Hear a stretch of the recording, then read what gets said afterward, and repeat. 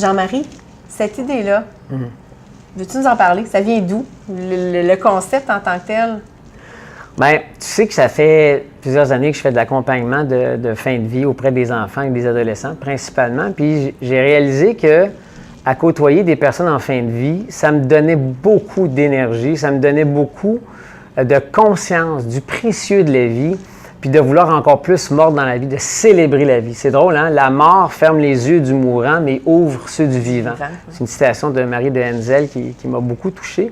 Et effectivement, le fait d'avoir eu les yeux un peu plus ouverts à célébrer la vie, c'était la façon aussi la plus directe et intime de rendre hommage et de dire merci à la personne qui est décédée, mais qui a contribué à m'éveiller à la vie. Puis il m'est arrivé à un moment donné, dans un cadre professionnel, d'animer une soirée, ce qui devait être une conférence. Finalement, on l'a switché pour en faire une genre de célébration de la vie. J'avais appelé ça à un moment donné une funéraille vivante parce qu'on avait inversé les choses. C'est que la dame à qui on rendait hommage était atteinte d'un cancer. Elle s'appelle Sylvie. Et cette Sylvie-là, atteinte d'un cancer inopérable au cerveau, savait qu'elle allait mourir. Toutes les personnes qui avaient été conviées à cette soirée-là savaient aussi que cette dame-là était atteinte d'un cancer. C'était des amis, des collègues, des proches. Et tous savaient qu'elle allait mourir. Alors, ce qu'on a fait, puisque j'ai proposé à Sylvie, à ses amis, elle dit, écoutez, savez-vous ce qu'on va faire? Vous avez tous été à des funérailles dans votre vie et vous avez entendu des hommages extrêmement touchants à la personne disparue, mais la personne, elle est justement décédée. Elle n'entend pas ce que vous aviez sur le cœur et vous aviez envie de lui dire. Mais là, on va inverser. Vous allez lui dire dans sa face, en personne, tout l'amour, tout le respect, toutes les anecdotes, ce avec quoi vous repartez dans votre cœur quand vous pensez à cette dame-là. Alors, on a fait ça durant une soirée de temps où on a ri autant qu'on a pleuré, et le tout dans un enrobage extrêmement intime et aussi intense en émotion.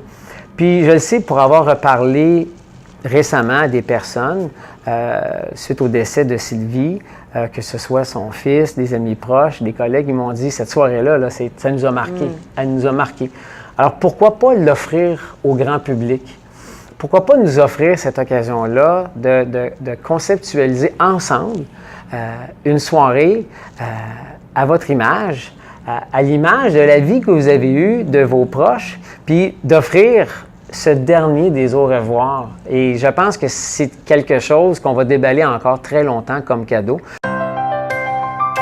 On peut célébrer la vie, puis d'être capable d'accueillir toute cette charge émotionnelle-là lors d'une soirée, quand on est en compagnie d'une personne qui va mourir prochainement, qui se sait atteinte d'une maladie incurable.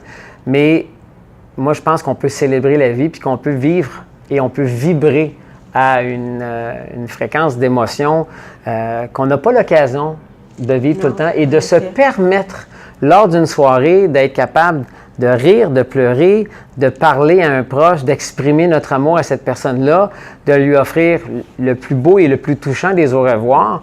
C'est une occasion qui ne reviendra pas. Et je pense que c'est ce qui rend l'événement si touchant et si à la fois unique et intime, c'est que c'est une fois dans ta vie que tu vas vivre cet événement-là dans la façon que nous, on va le créer et on va le co-créer avec vous. Moi, je pense que ça souligne de façon unique et à la fois très intime et très personnelle. C'est notre souhait d'ailleurs. Puis c'est pour ça que je veux célébrer cette soirée-là. Je vais être présent avec vous dans la mesure du possible, puis de vivre avec vous cet événement-là.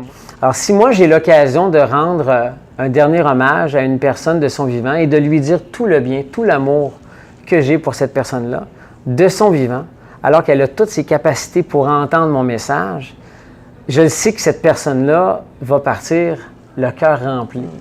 Et moi, je vais partir aussi le cœur peut-être soulagé d'avoir pu participer à une rencontre, mais d'avoir pu partager ce que j'ai dans le fond de mon cœur pour cette personne-là. Alors, c'est ce qu'on veut proposer lors de ces soirées, lors de ces rencontres inoubliables et aussi pleines d'émotions.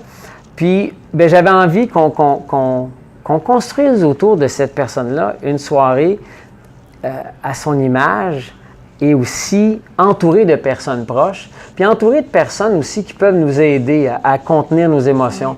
Donc, on a des gens qui vont nous accompagner dans cette soirée-là et des gens qui sont des spécialistes de l'accompagnement de fin de vie, du deuil. Puis moi, j'avais l'impression que ça, il me semble que c'est le plus beau cadeau que j'aimerais moi-même m'offrir. La journée que moi, j'apprends que je suis atteint d'une maladie incurable et que je vais mourir, mais moi, c'est le genre de soirée que j'aimerais m'offrir parce que je sais que quand je vais partir, je me dirai pas sur mon lit de mort, « Ah, maudit, j'aurais donc dû plus travailler » ou « J'aurais donc dû faire ça. » Non, je vais me dire certainement, j'ai-tu bien fait d'avoir eu cette soirée-là.